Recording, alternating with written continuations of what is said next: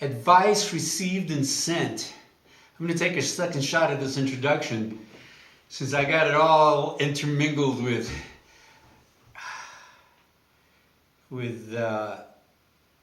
mind to heart. So here we go. We'll do this again. The angles are a little different. That one's a little different. It's not like I'm going to intercut between the two, though I might. So, advice received and sent. Technically, you could just about say that is the first song I ever wrote.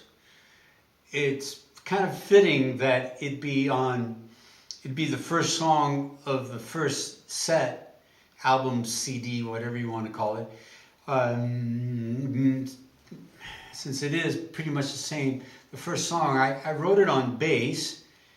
Let's see, I think I was about 20, maybe almost 21, but not quite. Yeah, I was closer to 20 than 21. I was living at my sister's place, my sister Olga's place, which was like around 13th and downtownish LA, around 13 and Figueroa, maybe. I can't quite remember.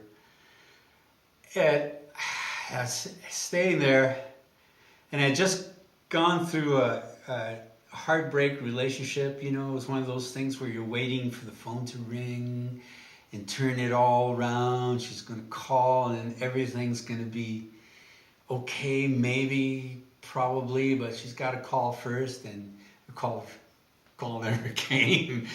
So yeah, I was pretty down. It was a dark time in my life, and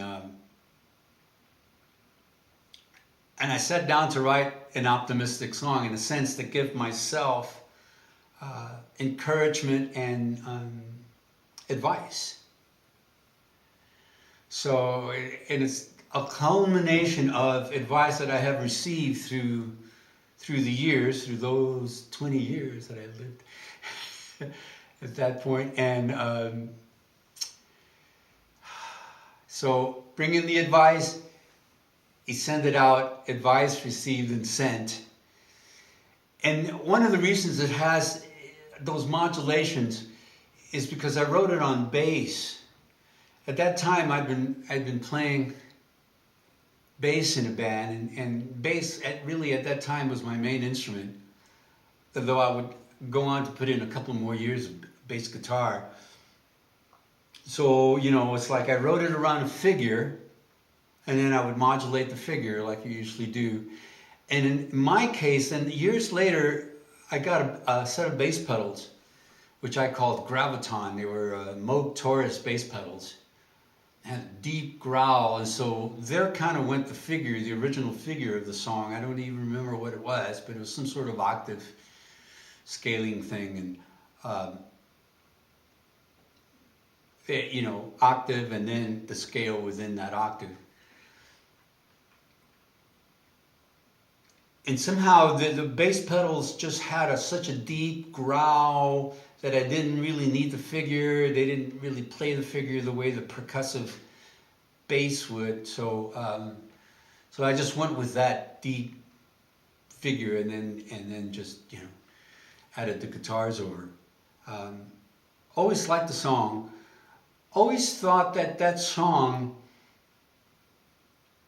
could be like rearranged, reorchestrated for a marching band. I always have heard a marching band in that